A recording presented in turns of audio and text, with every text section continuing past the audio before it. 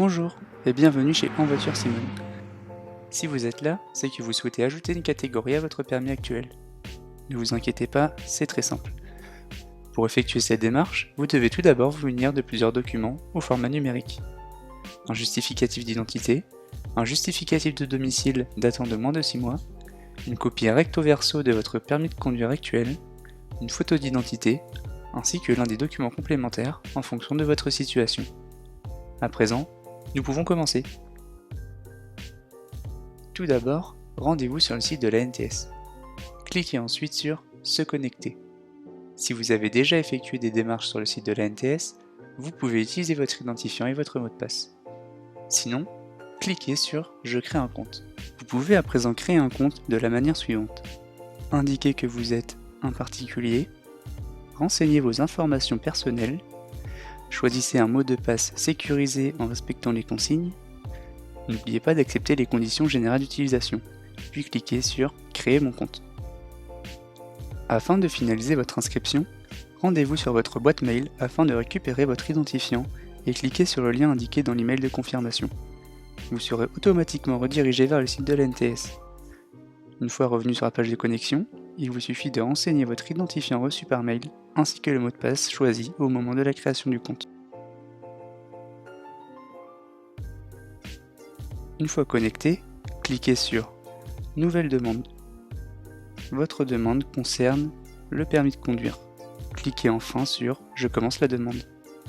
Pour commencer votre démarche d'ajout de catégorie, vous devez en premier lieu indiquer le motif de votre demande en fonction de votre situation.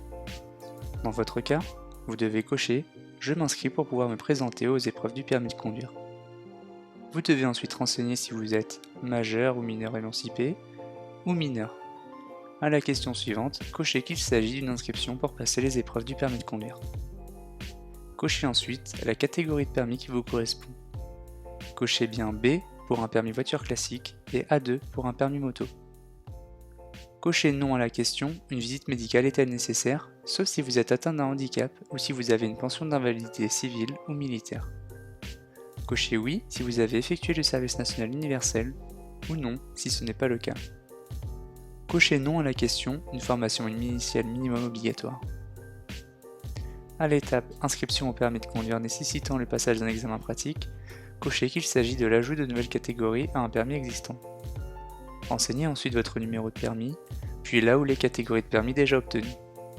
Précisez la date d'obtention de la dernière catégorie obtenue, puis indiquez si cette dernière catégorie a été obtenue par examen ou formation, ou bien par échange.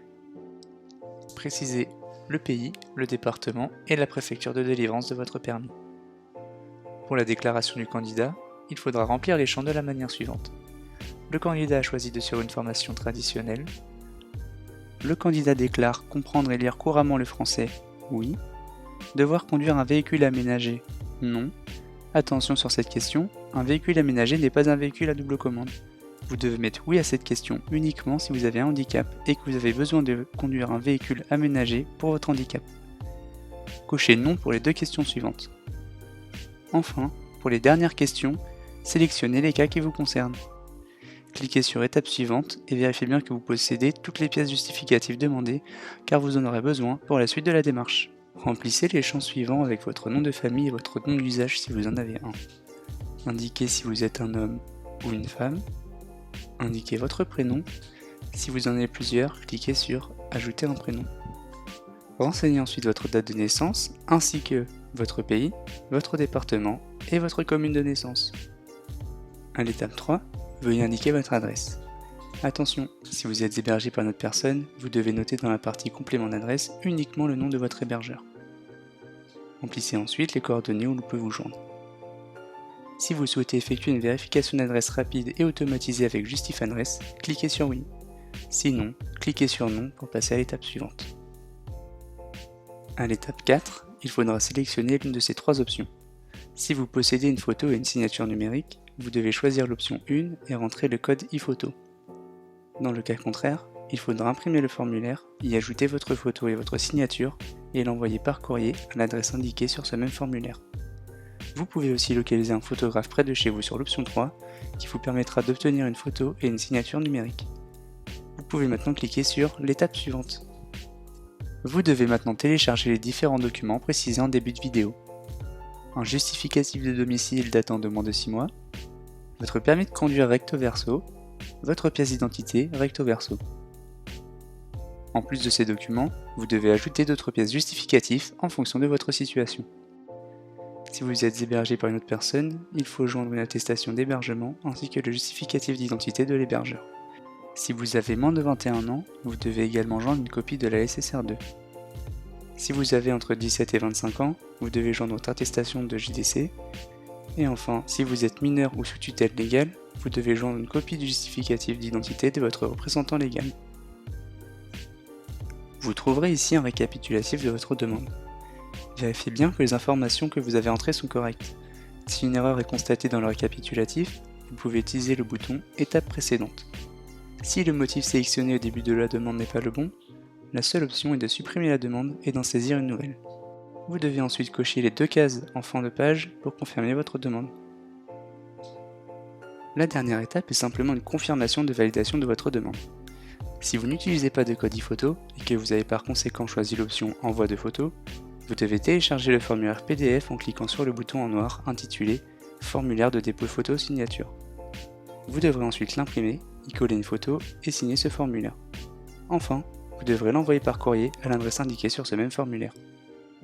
Votre démarche est à présent terminée, il ne vous reste plus que quelques semaines à attendre avant que votre demande soit traitée.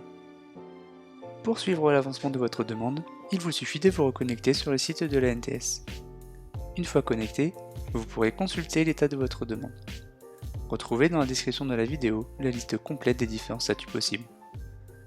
Si le statut est « validé par l'administration », vous pouvez consulter la demande et télécharger votre attestation d'inscription qui contient votre NEPH. Voici votre attestation.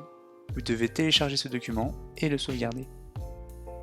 Une fois votre dossier validé par l'administration, vous devez attendre 48 heures pour que votre NEPH soit actif. Vous pourrez ensuite le renseigner sur votre espace en voiture Simone et compléter vos informations personnelles. À présent, vous pouvez vous inscrire à l'examen du code de la route. Merci pour votre écoute. Au revoir et à bientôt sur En voiture Simone.